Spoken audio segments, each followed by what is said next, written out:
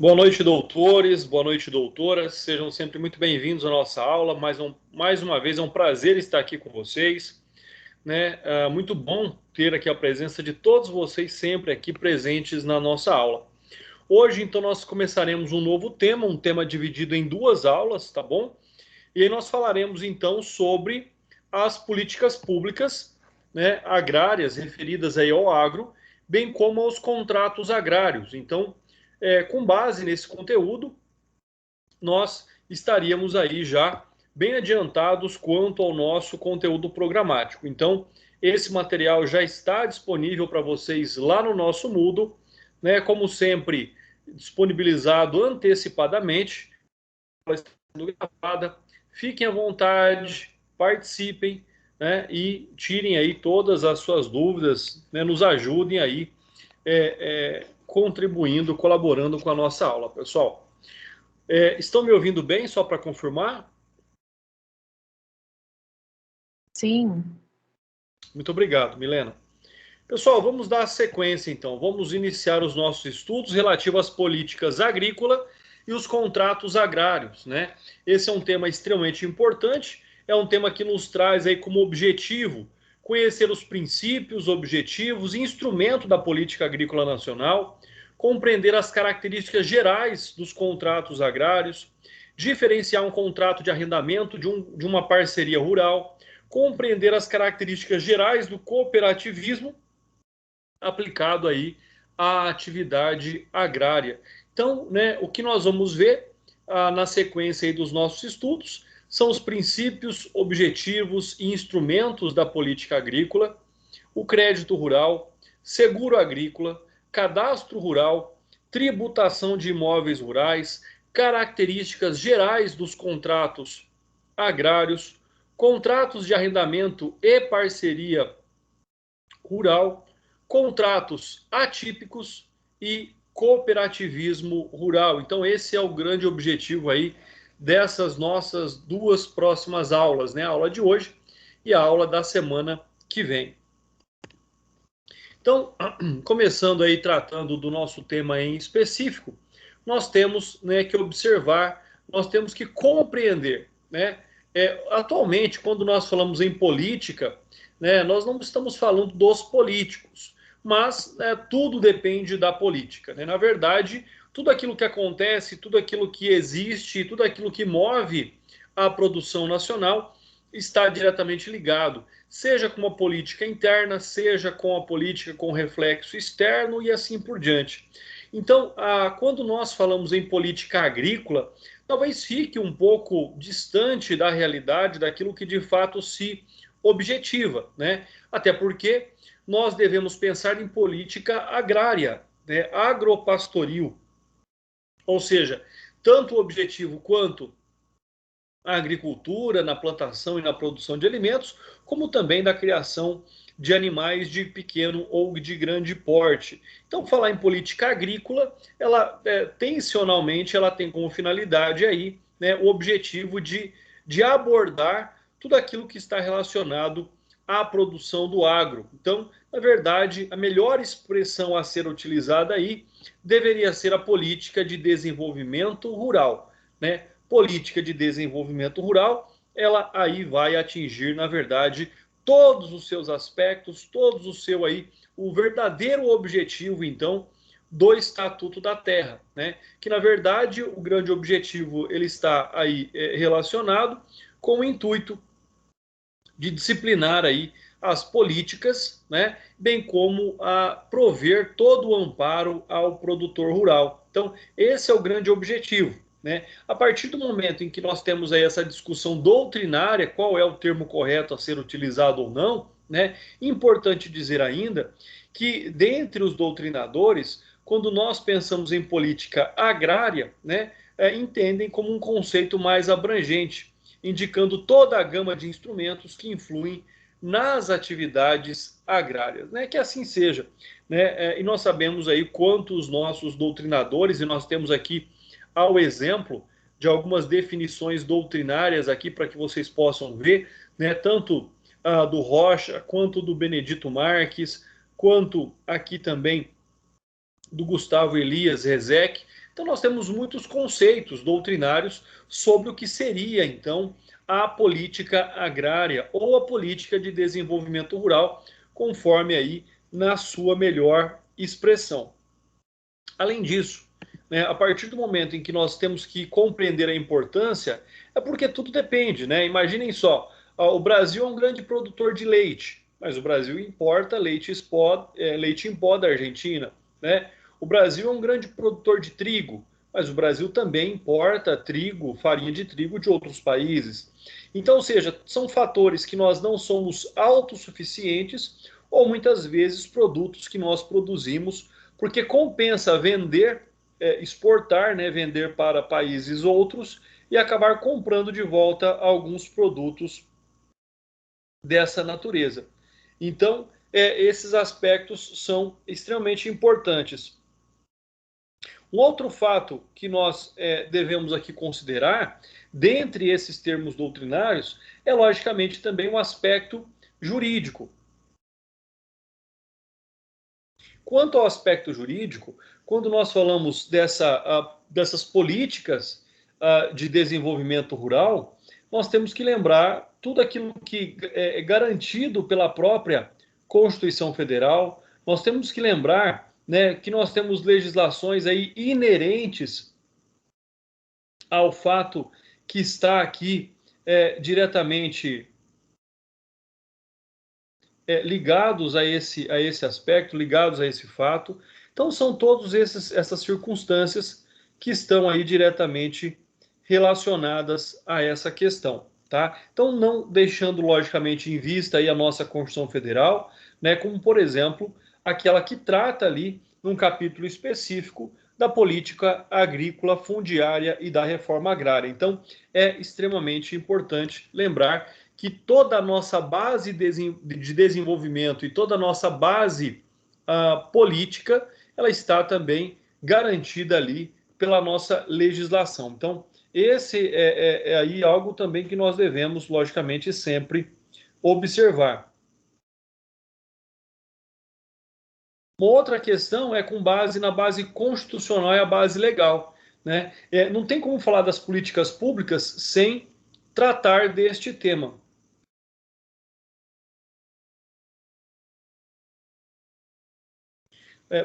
Para que nós possamos tratar deste tema, nós temos que levar em consideração também aquilo que, como eu já disse, trata na nossa Constituição Federal, né, que trata ali dos artigos 170 ao artigo 181, né, e depois, posteriormente, dos artigos 184 ao artigo 191, que trata de forma específica, além das atividades econômicas, né, dos princípios gerais aí das atividades econômicas, mas também trata da política agrícola e fundiária e reforma agrária. Na verdade, são três temas diferentes.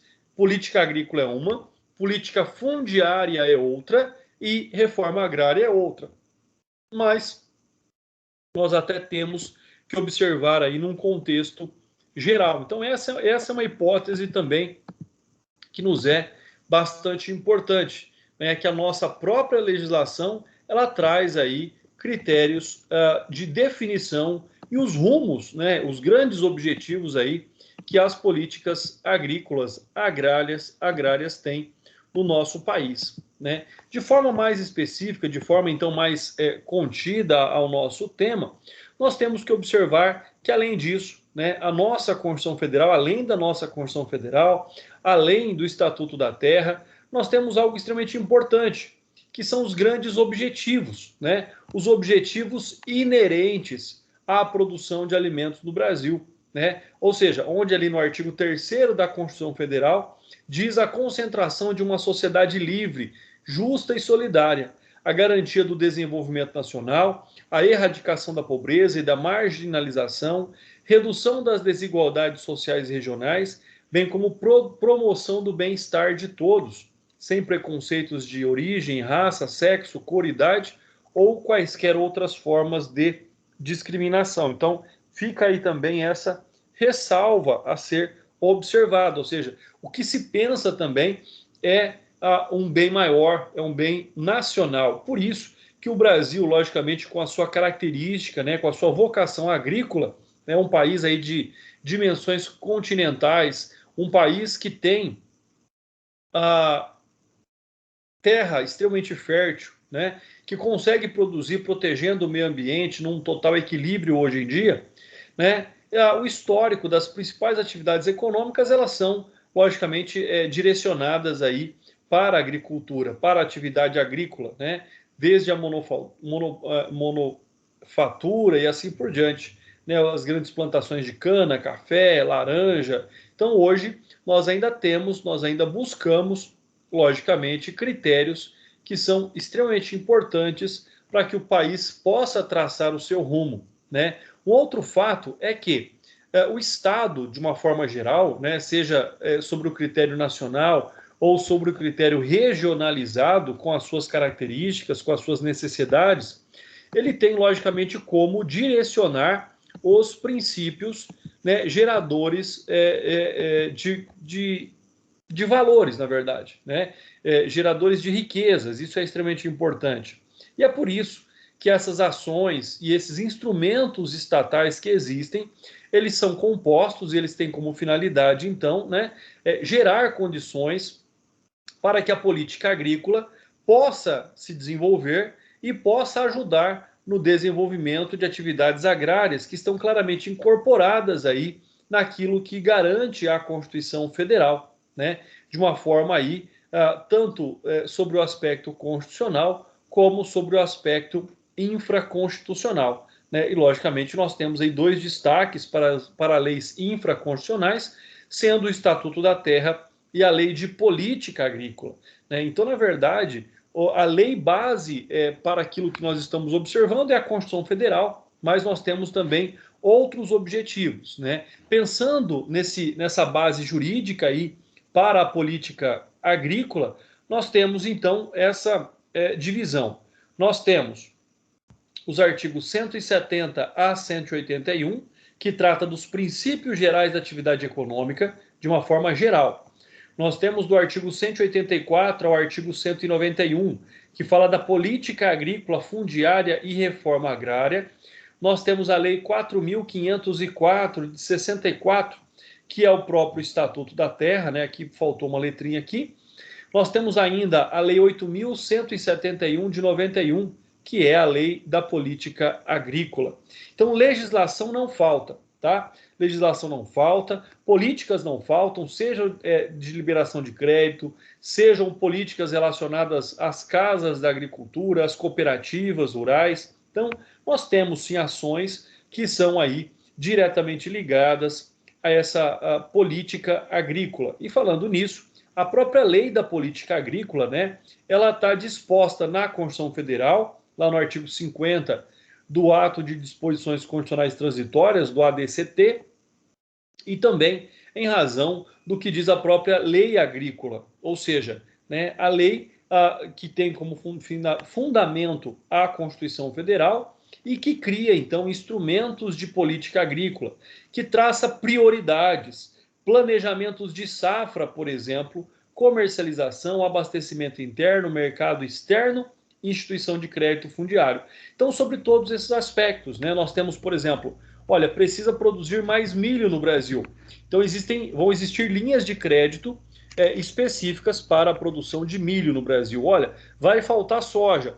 Então, o governo ele faz o quê? Ele libera linhas de crédito específicos para determinadas produções. E assim por diante. Em algumas situações, existe até o subsídio do Estado, ou seja, o Estado paga por parte do valor daquele produto, né, para incentivar também a produção. E tudo isso, todas essas questões estão aí diretamente relacionadas às políticas agrícolas. Então, esse é um fato também extremamente importante. Quando nós pensamos nos princípios da política agrícola, né, quando nós pensamos sobre todos esses aspectos relacionados à política agrícola, nós temos que levar em consideração como base geral sempre a nossa Constituição Federal. Ou seja, é com base nesses princípios que nós teremos uma política agrícola e ela será planejada, não é sem nenhum tipo de planejamento, né? Ela vai ser planejada, ela vai ser executada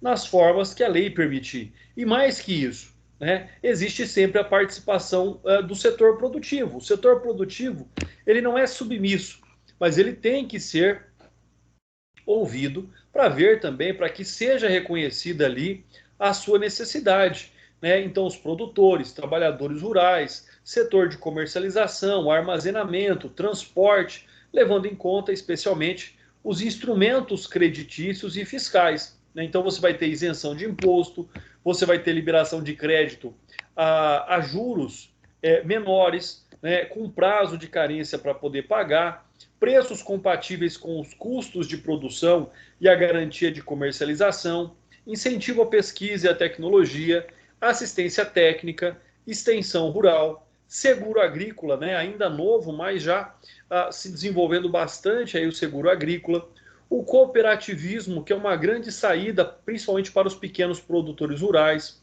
a eletrificação rural, né, planos rurais aí de levar energia elétrica a locais onde não tem, né, seja por questão de linha, seja pelo financiamento ou instalação, por exemplo, de placas solares. A questão hídrica no Brasil, que hoje, né, passou por uma grande dificuldade, eu digo hoje, mas por alguns meses está passando e continua passando por grande dificuldade. Habitação para o trabalhador rural, então hoje já existem linhas de crédito também para a construção de casas no meio rural, né? Assim como nós temos linhas de crédito para comprar uma casa na zona urbana, hoje também já existem linhas de crédito para a construção de casas na zona rural. Então, essa é uma outra perspectiva que está, percebam aí, tudo aquilo que nós falamos faz parte dos princípios aí da política agrícola. Tudo isso que nós falamos faz parte dessa questão. Ou seja, a política agrícola, né, não é algo simples. Ela é ramificada sobre vários aspectos a serem compreendidos. Por exemplo, o artigo 47 do Estatuto da Terra, né, ele vem fazer o quê? Ele vem, então, elencar os critérios básicos de incentivo à política de desenvolvimento rural. Então, ou seja, esse desenvolvimento rural, ele é também observado sobre vários pontos importantes, né? Dentre eles aí, a tributação progressiva da terra, né?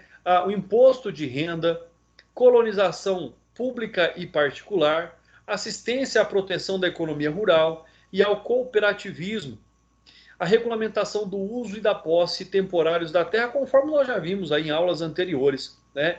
Uma outra garantia que existe também sobre esse aspecto é o fato da impenhorabilidade da pequena propriedade rural. Ou seja, essa impenhorabilidade funciona como a impenhorabilidade do único imóvel residencial. Então, é uma garantia também dos pequenos produtores rurais de que não perderão suas terras em razão de dívidas, né, que podem ser renegociadas, de dívidas que podem ser trabalhadas sobre esse aspecto, né? E sobre ainda essa legislação, logicamente que esse é um esforço conjunto entre a União, os estados e os municípios, né, a fim de financiar os projetos de reforma agrária, aperfeiçoar o sistema de controle e também na arrecadação de impostos.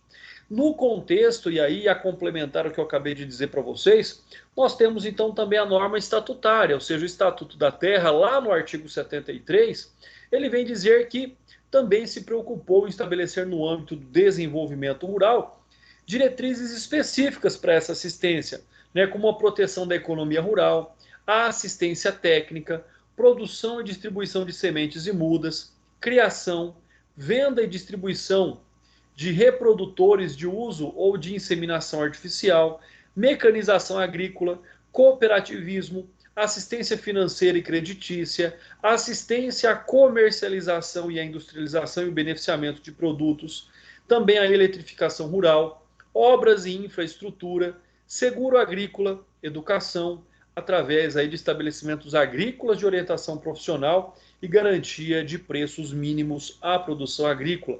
Então nós temos as escolas agrícolas, né, que formam tecnólogos.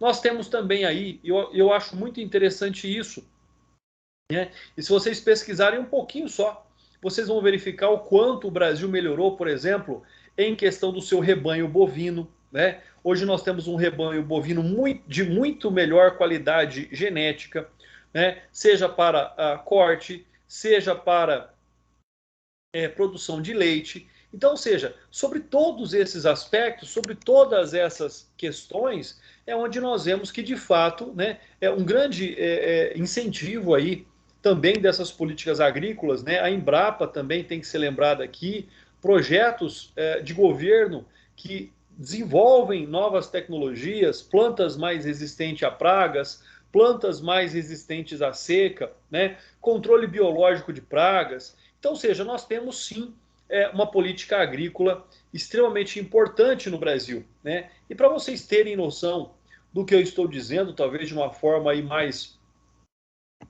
objetiva, é aquilo que trata, é aquilo que diz, né, aqui a lei de política agrícola, né, a lei 8.171 de 91, lá no seu inciso, no seu artigo 2º, inciso 1º, vai dizer o seguinte: a atividade agrícola compreende processos físicos, químicos e biológicos, onde os recursos naturais envolvidos devem ser utilizados e gerenciados, subordinando-se às normas e princípios de interesse público, de forma que seja cumprida a função social e econômica da propriedade. 2. Setor agrícola é constituído por segmentos como produção, insumos, agroindústria, comércio, abastecimento e afins, os quais respondem diferenciadamente às políticas públicas e às forças de mercado. Inciso 3. Como atividade econômica, a agricultura deve proporcionar aos que ela se dediquem rentabilidade compatível com as de outros setores da economia. 4. O adequado abastecimento alimentar é condição básica para garantir a tranquilidade social e a ordem pública e o processo de desenvolvimento econômico-social. 5. A produção agrícola ocorre em estabelecimentos rurais heterogêneos quanto à sua estrutura fundiária, condições edafoclimáticas, né, disponibilidade de infraestrutura, capacidade empresarial, níveis tecnológicos e condições sociais, econômicas e culturais. Inciso 6º. O processo de desenvolvimento agrícola deve proporcionar ao homem do campo o acesso aos serviços essenciais como saúde, educação, segurança pública, transporte, eletrificação, comunicação, habitação, saneamento, lazer e outros benefícios sociais. Então, todos aqueles direitos sociais, todos aqueles benefícios sociais que tem quem mora numa cidade, numa zona urbana, também tem um morador da zona rural. Tá? Então, é algo extremamente importante o que nós estamos observando aqui e essas disposições. Né? Por quê? Porque o homem do campo, dentre a sua mais diversificada condição de produtor rural, desde o micro até o grande latifundiário, né, nós sabemos aí que ele está diretamente ligado a outros aspectos, como, por exemplo, ao meio ambiente. Né? Alguns anos atrás, nós tivemos aí a Política Nacional da Produção do Biodiesel, né, pela produção de determinadas plantas que se pudesse extrair o óleo, e esse óleo seria incorporado gradativamente ao óleo diesel para que fosse um combustível menos poluente. Então nós temos N propostas, nós temos N programas. A questão é que muitas vezes um programa de um governo, quando muda o governo, não se dá continuidade. Né? É importante que nós saibamos aí, que vocês vejam na comunidade onde vocês moram, no seu município, quais são os direitos, por exemplo, do homem do campo. Né? Um exemplo simples, vai lá na UBS aí da sua cidade e fala, olha, com qual frequência os agentes comunitários de saúde eles visitam os produtores rurais? Né? Eles passam pelas produções rurais para ver se eles estão precisando de alguma coisa, né? Talvez pessoas que moram em locais mais afastados, de difícil acesso. Então, sobre todos esses aspectos, esse é só um exemplo. Né? As polícias ambientais fazendo a patrulha rural, protegendo o homem do campo. Né? Quantas vezes nós vemos aí notícias de furtos, de roubos, né, de máquinas, de implementos, de produtos agrícolas que são sempre muito caros, aí, venenos, né, adubos. Então, ou seja, tudo isso está, logicamente, diretamente relacionado aí ao direito né, a garantia que o homem do campo tem em ter essas políticas públicas efetivamente aí a seu dispor. Um dos princípios que merece aí uma especial atenção diz respeito à heterogeneidade da produção agrícola nacional. O que significa isso? Né, a produção tão distinta que existe na nossa estrutura fundiária nacional, né? Em razão, logicamente, do clima, da terra, da disponibilidade da infraestrutura. Né? Nem todos os produtores rurais têm uma infraestrutura completa. Né? Muitos ainda trabalham por uma infraestrutura precária. Né? Então, isso é extremamente importante. Na sua capacidade empresarial, quanto ele tem capacidade de produzir, de beneficiar, né? Qual é o nível de tecnologia que esse produtor rural tem, condições sociais, econômicas e culturais. Então, tudo isso deve ser levado em consideração. Muitas vezes, as políticas agrícolas também servem aí para a garantia, para a manutenção e a preservação do folclore rural, né? O folclore rural ele é bem diferente do folclore urbano também. Então, sobre todos esses aspectos, percebam que nós estamos falando de algo extremamente amplo aqui. Né? Quando nós pensamos, por exemplo, na Amazônia, ele é um grande exemplo de heterogeneidade social, né, ambiental e de produção agrícola. Ao mesmo tempo em que existem setores altamente mecanizados, focados na produção de commodities, né, que são produtos exportáveis agrícolas para o mercado externo, como, por exemplo, a soja, o cacau, a mandioca, o gado bovino, né, o óleo de dendê, no estado do Pará. Existe também a produção familiar de pequenos produtores, poceiros, povos e comunidades tradicionais. Né? Se você parar para pensar na sua região, por exemplo, o que é que produz na sua região? Né? Na minha região, por exemplo, aqui há 20 anos atrás, nós tínhamos grande produção de feijão, de arroz, de milho. Hoje nós não temos. Hoje nós temos a cana-de-açúcar, nós temos o limão, nós temos a uva, nós temos a laranja e nós temos o gado. Né? Ou seja, muitos produtos que eram produzidos aqui na minha região hoje não tem mais. Né? E se nós pararmos para pensar nessa diversidade de produção, né, talvez aí o hortifruti também exista em algumas localidades de forma mais distinta, né? Mas o que na verdade se produz aí? Né? Qual é o foco dos produtores rurais? É só a cana? É só o gado? Né? O que é que tem? Tem plantação de alguma fruta? Tem plantação de outros alimentos? Então são todos esses aspectos. Né? Nós vamos vendo que com o passar do tempo, nós vamos ter que voltar aí para a produção de outros alimentos. Por quê? Porque senão o Brasil, em pequenas áreas onde eles se concentraram, o Brasil não será capaz aí de prover o fornecimento desse alimento de forma contínua e constante à sua população. Os objetivos que nós temos aí quando nós tratamos dessa política agrícola são objetivos que, como nós já vimos, estão inseridos ali no artigo 3º da Lei de Política Agrícola, né? Nós já falamos um pouquinho sobre eles. Pela leitura desse dispositivo legal, estão elencados objetivos de forte cunho social, bem como, ao mesmo tempo, constam dispositivos puramente econômicos. Então, nós temos que ter um equilíbrio, tanto a preservação da sociedade, né, também como a preservação econômica do produtor rural.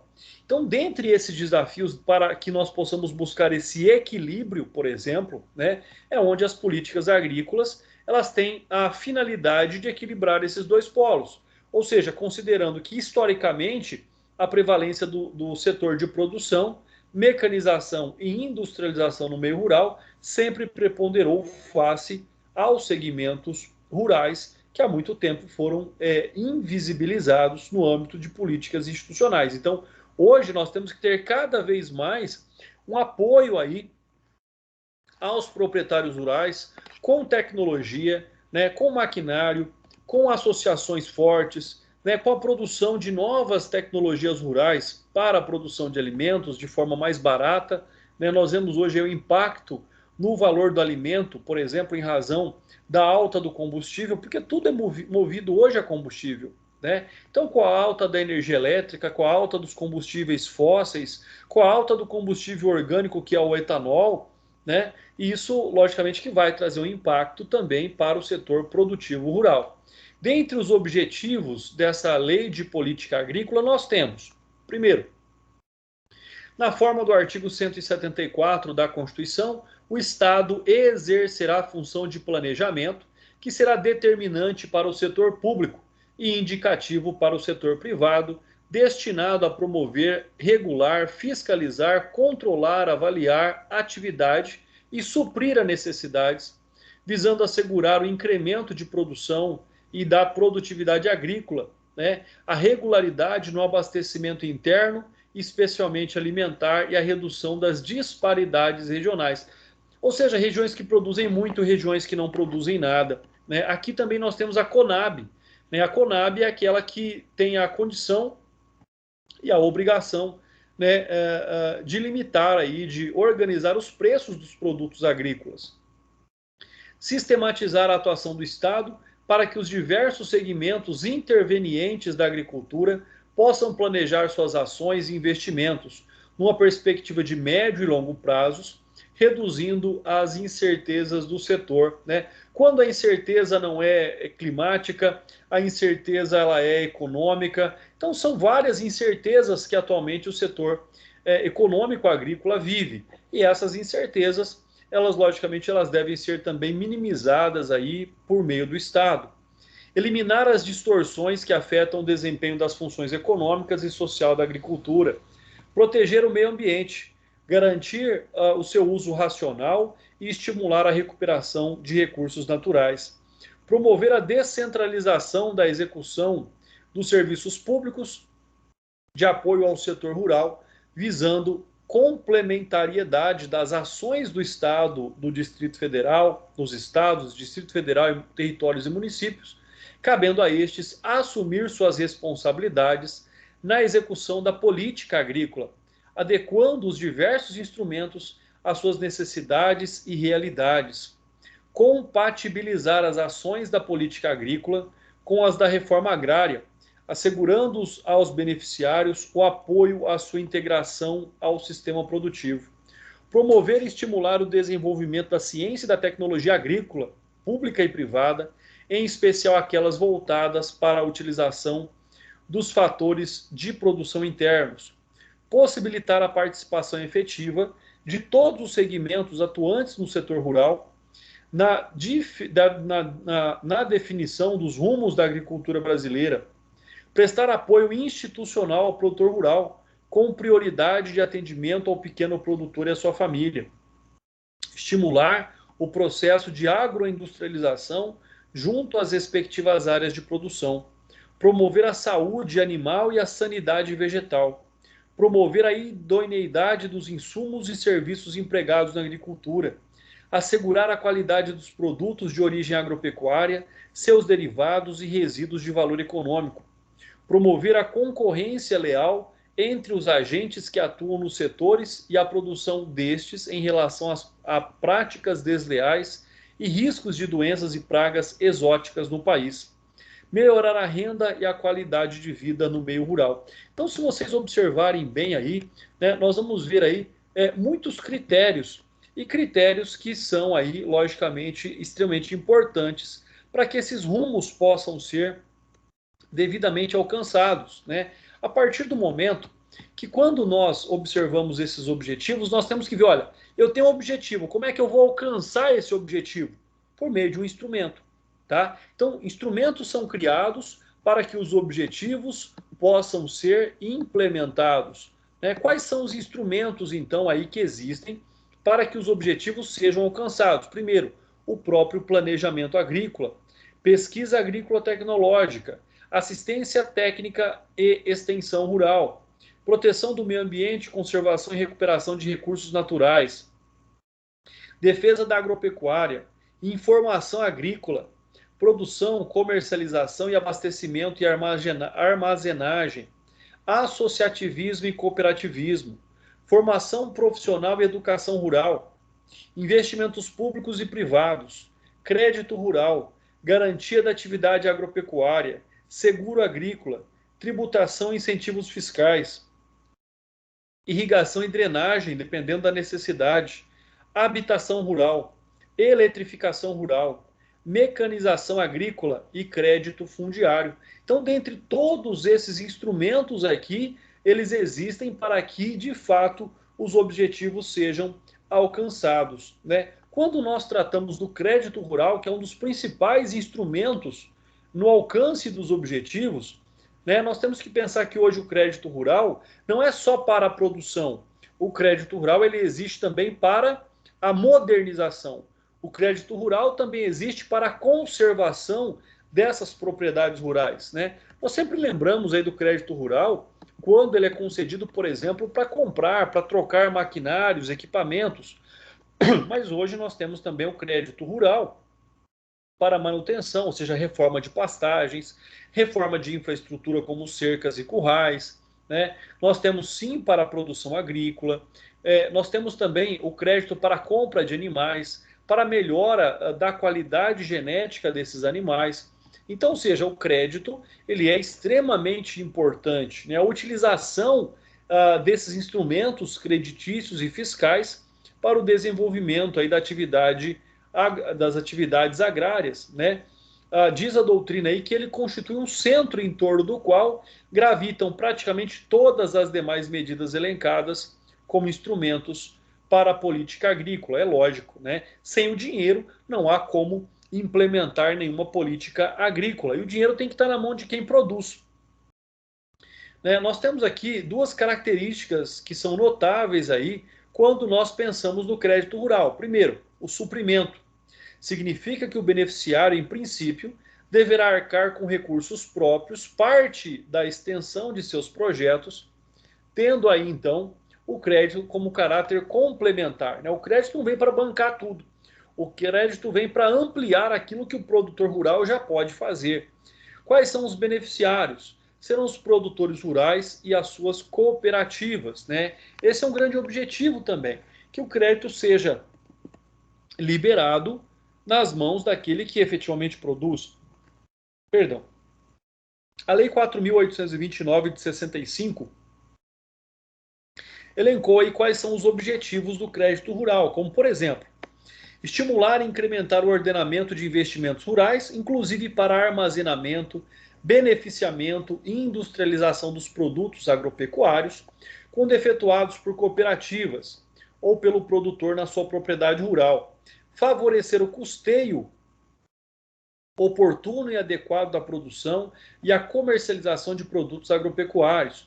Possibilitar o fortalecimento econômico dos produtores rurais, notadamente pequenos e médios, né? Incentivar primeiro aqueles que mais precisam.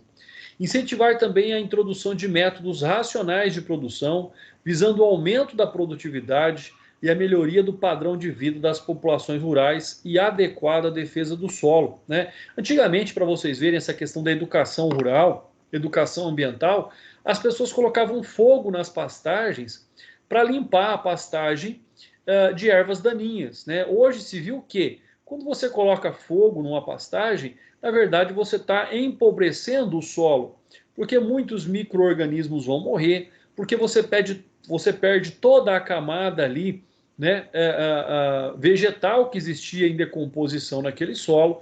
Então tudo isso está aí diretamente ligado ao grande objetivo da liberação de crédito para também a educação ambiental rural, tá? Um outro fato que nós devemos aqui observar é aquilo que diz o artigo 48 da Lei da Política Agrícola, com o objetivo, né? Ou seja, a partir do momento em que nós vamos observando aí que essa estimulação aos investimentos rurais para a produção, extrativismo não predatório, armazenamento, beneficiamento, instalação de agroindústria, sendo esta quando realizada por produtor rural ou suas formas associativas. Favorecer o custeio oportuno e adequado, ou seja, ele vem quase que repetir aquilo que nós já vimos ali anteriormente, né? Mas o crédito rural, como eu já disse, são valores de juros bastante baixos, né? Muitas vezes tem um período de carência para poder pagar, ou seja, olha, eu vou pegar esse crédito rural, vou pagar lá, por exemplo, 6% ao ano e tem 3 anos de carência, por exemplo. Então, ou seja, esse é um aspecto também que nós devemos aí observar. Então, ele vai ficar 3 anos trabalhando com aquele dinheiro para depois começar a pagar as parcelas inerentes ali ao valor que foi pego como crédito rural, né? Então, algo normal. E o crédito rural, ele tem como finalidade, como nós já vimos, tanto complementar a produção, como também no custeio, ou seja, na manutenção do dia a dia de uma propriedade rural, na manutenção da, da despesa mensal da propriedade rural, né? Então, por exemplo, você tem ali o crédito referente à produção agrícola, né? Desde o preparo da terra, o beneficiamento primário da produção, né? O armazenamento do imóvel rural, a produção pecuária, pode ser citado o custeio para aquisição de sal, de arame, forragem, rações, concentrados, sêmen, né? Dentre tantos outros. Então, existem muitos aspectos a serem considerados para a utilização do crédito rural, né? O custeio, por exemplo, da industrialização, né, do benefício, onde podem ser financiadas despesas, por exemplo, com mão de obra, manutenção e conservação de equipamentos, aquisição de materiais secundários indispensáveis ao processamento industrial, sacaria, embalagens, armazenamento, seguro, preservação, impostos, fretes, carretos, né? Por exemplo, um amigo meu, alguns anos atrás, teve uma linha de crédito para ele montar uma mini usina ali de ração, uma fábrica de ração na propriedade rural dele. Então, ou seja, ficaria muito mais barato ele produzir a própria ração do que comprar uma ração industrializada. Então, são N aí versões de créditos rurais, né, diferentemente com taxas de juro diferentes. Também existem períodos de carência, períodos de pagamento também aí diferentes quando nós tratamos dessas linhas de crédito. Lembrando que esse estímulo ele deve ser sempre destinado principalmente àqueles que efetivamente produzem, né? E, lógico, também aos pequenos e médios produtores rurais. Então, esse crédito ele tem também que estar vinculado àqueles que mais precisam. Além disso, né, a própria Lei 4.829 de 65 também instituiu o Sistema Nacional de Crédito Rural, cujo órgão controlador é o Banco Central do Brasil. Né, ao lado do Bacen existe o Banco do Brasil e o Banco da Amazônia, por exemplo, né, o Banco do Nordeste, o Conselho Monetário Nacional, e também participa do sistema disciplinado às normas operativas do crédito rural no país. Então, ou seja, são aqueles bancos e são aquelas hipóteses em que o crédito rural ele vai ser destinado, né? Alguns anos atrás, por exemplo, o BNDES estava liberando dinheiro para aquisição de propriedades rurais, né? Então essa era uma outra vertente aí que nós tínhamos para a utilização do crédito rural.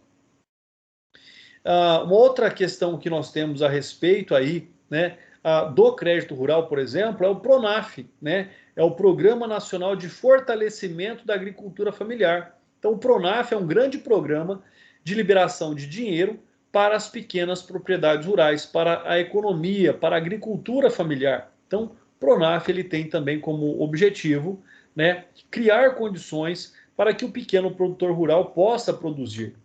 Logicamente que, dentre tantas situações, tantos intempérios aí, falar do seguro agrícola é extremamente importante. Eu vou até ver com um amigo meu que tem segurador, ele oferece seguro agrícola, para ver se ele tem disponibilidade aí, né, para na semana que vem ele está vindo falar com vocês, né? Vamos ver se ele tem essa disponibilidade para que ele possa aí, se não na semana que vem, ou quando ele puder, para que ele venha falar com vocês um pouquinho sobre o seguro agrícola, né? O seguro agrícola sobre o aspecto daquele que vende o seguro, né? Quais são as garantias para o produtor rural? Quais são as garantias desse seguro? Ou qual é o custo? Compensa pagar um seguro rural? Em quais hipóteses compensa? Em quais hipóteses não se recomenda, por exemplo, o seguro rural? Então é extremamente importante que nós possamos observar, né? Dentre esse aspecto, dentre essa condição, o seguro é um instrumento fundamental, né, que contribui para a estabilidade da atividade agrícola frente às calamidades e imprevistos que sempre assolam o relevo, o clima, a economia ou a sociedade. Por se sujeitar a essas situações adversas, as atividades agrícolas possuem alto grau de vulnerabilidade, o que influencia diretamente na produção e na renda dos produtores e agricultores.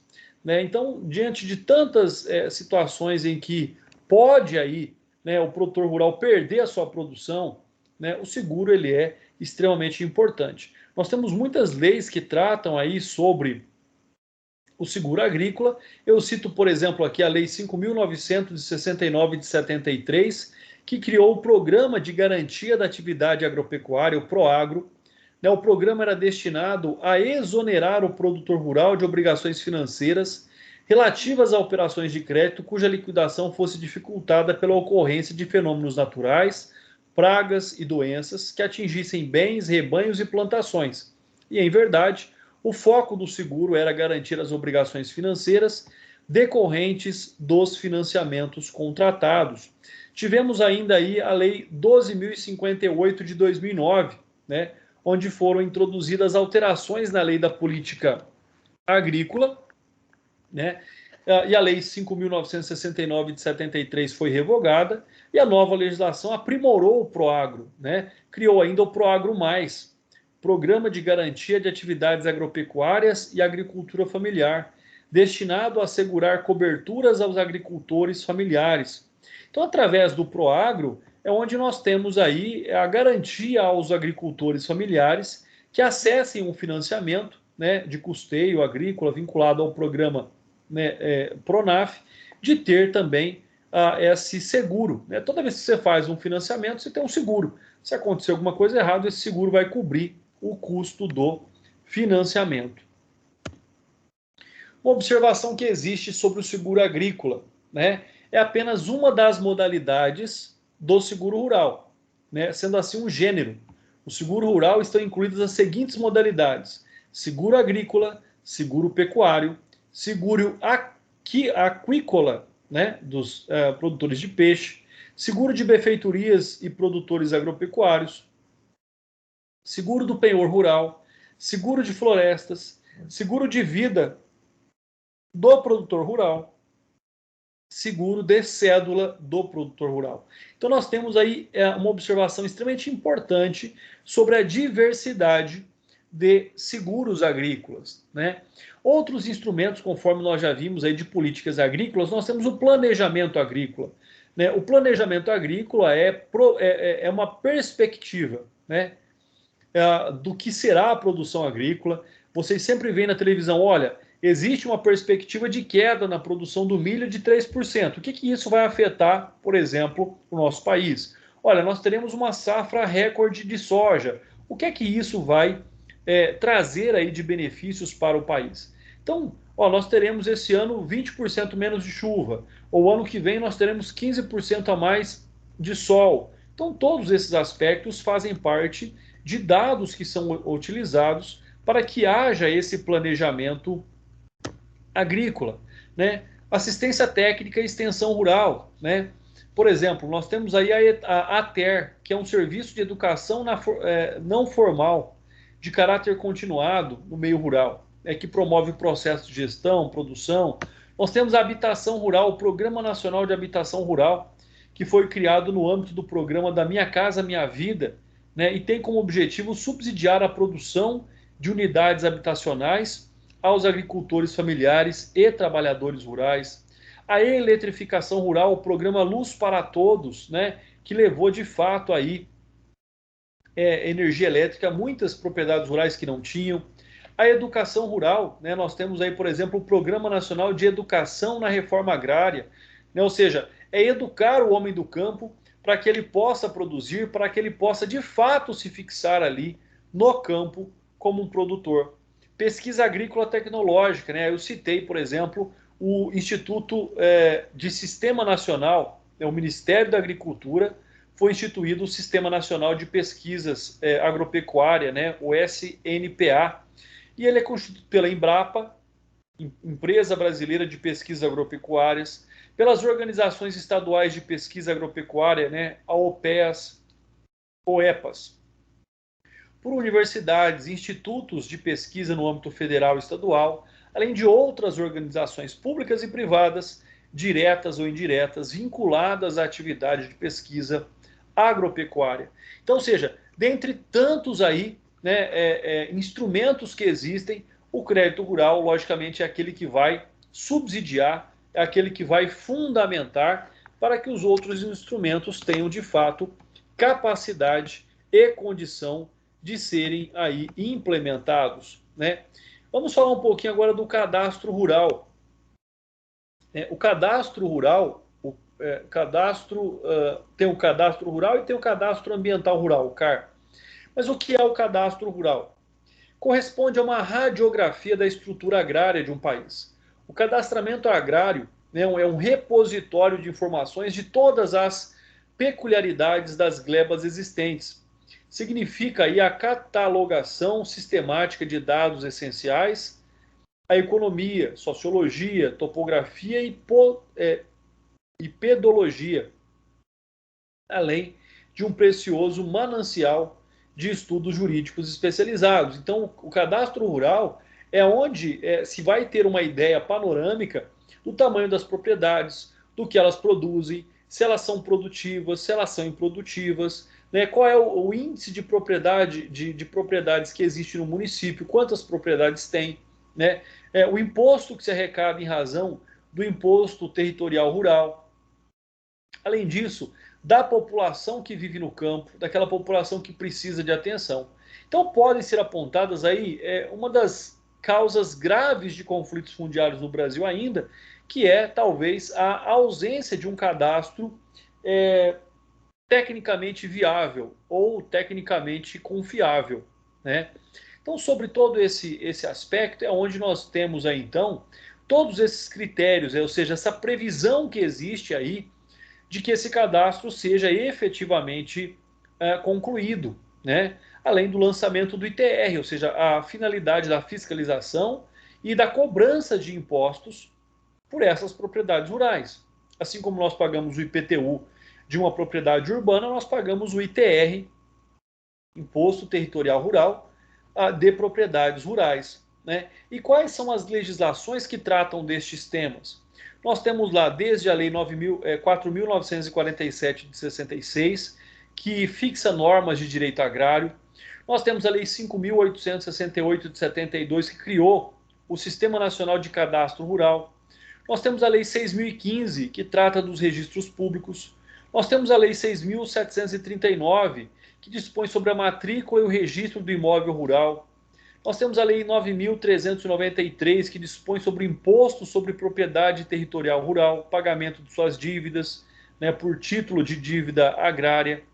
Nós temos a Lei 10.267 de 2001, né, que alterou o dispositivo de leis anteriores e regulamentou outras leis. Então, sobre todas essas alterações, né, trazidas aí, por exemplo, pela Lei 10.267 de 2001, nós temos a criação do Cadastro Nacional de Imóveis Rurais, né, do CNIR, que possui base comum de informações gerenciada conjuntamente pelo INCRA e pela Secretaria da Receita Federal. Então, ou seja, é mais fácil que haja aí uma correspondência e um cruzamento de informações na busca do reconhecimento das propriedades rurais como elas de fato são. A Lei 6.015 de 73, que trata aí da Lei dos Registros Públicos, né, ela sofreu alterações recentes também, mas ela é ainda um grande arcabouço, né, de informações quanto às propriedades rurais, sejam suas extensões, sejam seus limites, né, seja sua topografia, todos esses aspectos. Então, para a identificação, por exemplo, dos imóveis rurais, a partir da elaboração dos memoriais descritivos, de seus limites, confinantes, desmembramentos, parcelamentos, né? E isso vem de encontro aí também a questões que são relacionadas ao tamanho dessas propriedades rurais, né? Logicamente que, como nós já vimos, o parcelamento do solo até certo ponto não é interessante. Olha aí, o Jorge perguntou aqui, professor, o IBGE não faz levantamento cadastrais nas zonas rurais? Faz sim, Jorge, tá? Eu trabalhei no IBGE ainda na minha juventude, quando eu tinha 18 anos, eu participei do censo. E o censo ele é realizado tanto na zona urbana quanto na zona rural. E na zona rural ele ainda é mais específico, porque ele vai perguntar o tamanho da área, ele vai perguntar sobre a população, sobre a renda, sobre o que produz, né? Então essa era uma outra informação também utilizada aí para um mapeamento das propriedades rurais. Mas o IBGE, né, o Instituto Brasileiro de Geografia e Estatísticas, ele tem como finalidade um pouco diferente desse cadastro rural que está sendo realizado, que ele é específico. O IBGE, sim, ele coletava informações importantes, mas ele não tinha finalidade, por exemplo, como tem aqui os cadastros, né, dos imóveis rurais, como, por exemplo, as questões de arrendamentos, de parcerias rurais. Então, isso vai vai ser objeto desse novo cadastro, do novo Cadastro Nacional dos Imóveis Rurais, do CNIR.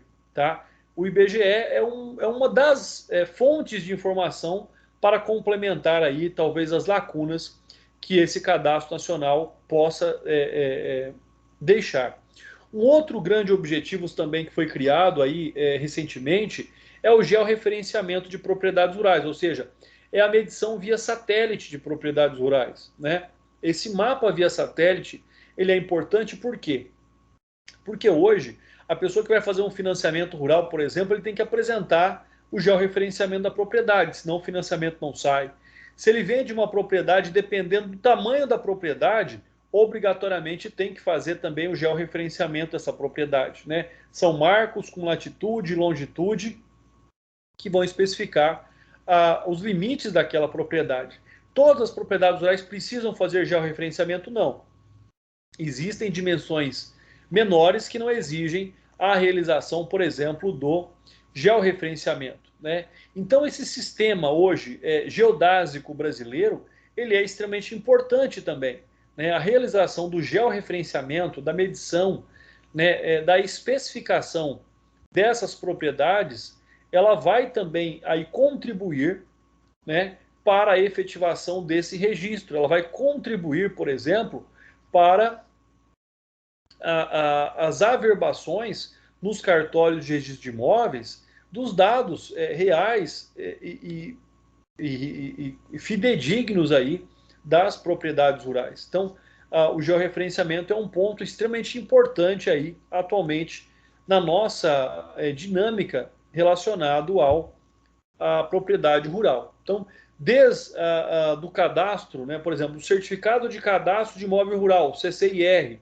Então, a pessoa tem lá o número do ITR, ela tem o CCIR, né? Todas essas informações, elas são fundamentais, por exemplo, aí, para se verificar, por exemplo, se propriedades rurais foram desmembradas, se propriedades rurais foram arrendadas, né, se elas foram hipotecadas, se elas foram vendidas.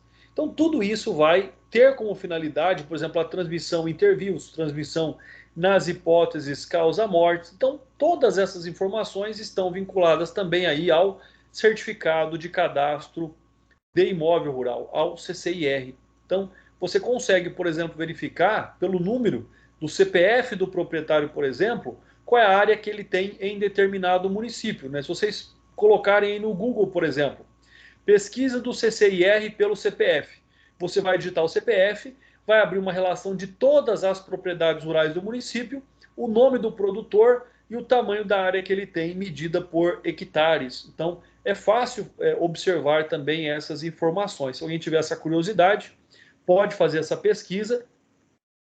Se tiver alguma dificuldade, me fala aí que eu ajudo vocês pesquisarem depois aí pelo CPF. Então, é possível, né, localizar bens também dessa forma. E aí, pessoal, para a aula de hoje, então, nós terminamos aqui o nosso conteúdo. Continuamos semana que vem tratando aí desse mesmo tema, pessoal. Caso vocês tenham alguma dúvida, estou aqui à disposição de vocês. Não havendo dúvidas, desejo a todos aí uma excelente noite, um bom restinho de semana para vocês, porque nós só nos veremos aí então na semana que vem.